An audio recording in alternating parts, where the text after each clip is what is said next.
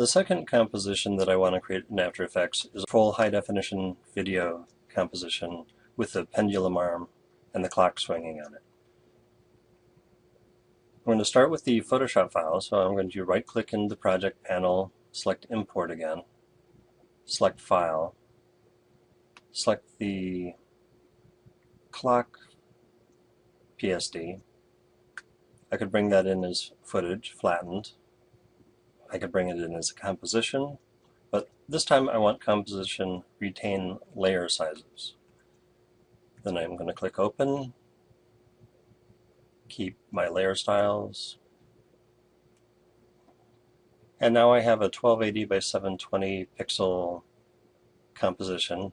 Came in 20 seconds long because the last composition I made was 20 seconds long, so this matches the length of this animation. And you see I have another composition in here.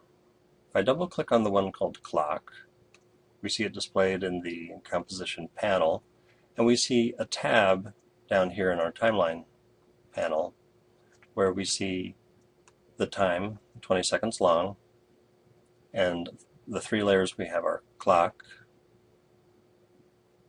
arm, and background.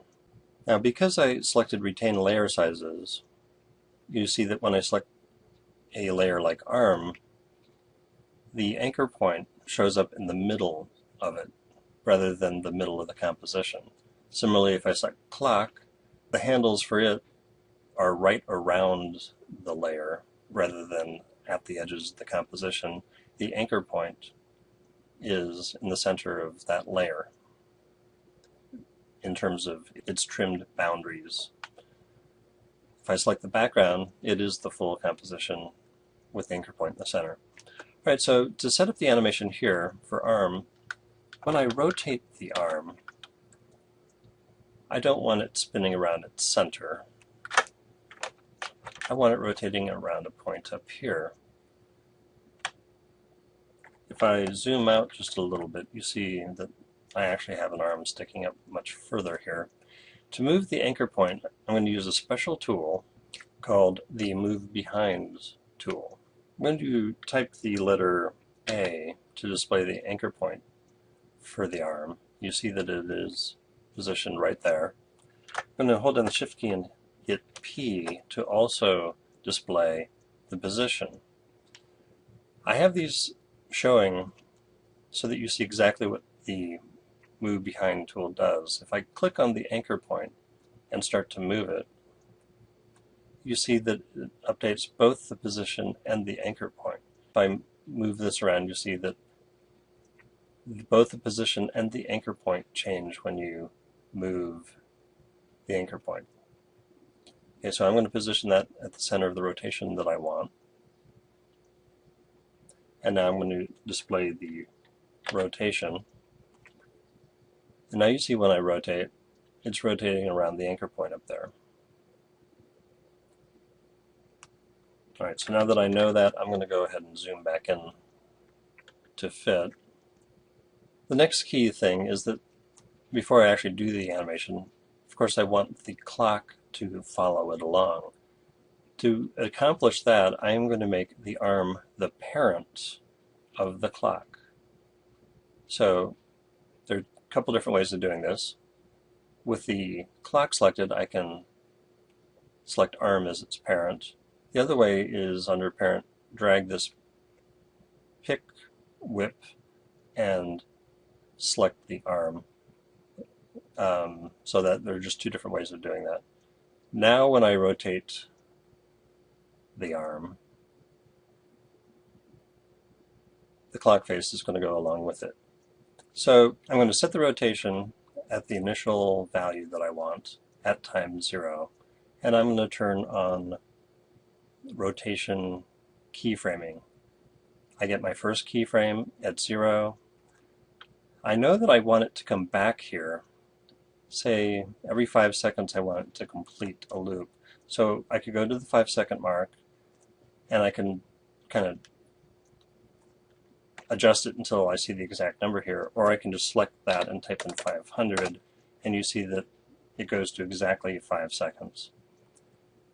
Because I want it to be back here in 5 seconds, I can just click on the keyframe button here to add a keyframe there, even though I did not change the value.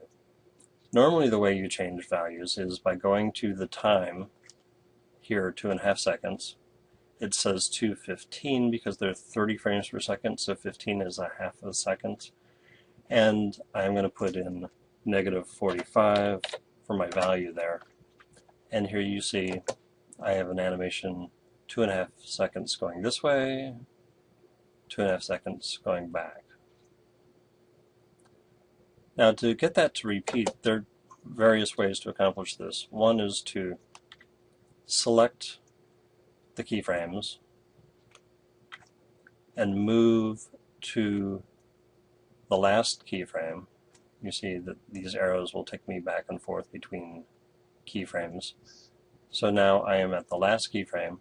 So if I select these keyframes and copy, and then positioned on the last keyframe, paste, it'll paste the keyframes from the currently selected time. So now if I go forward to the last keyframe and paste again, I get more keyframes. If I go forward to the last keyframe and paste again, now I have keyframes going all the way 1 frame beyond the end of my animation. Because this keyframe here, the last one you see is at 20, which is 1 frame past the end of our animation because we started at 0.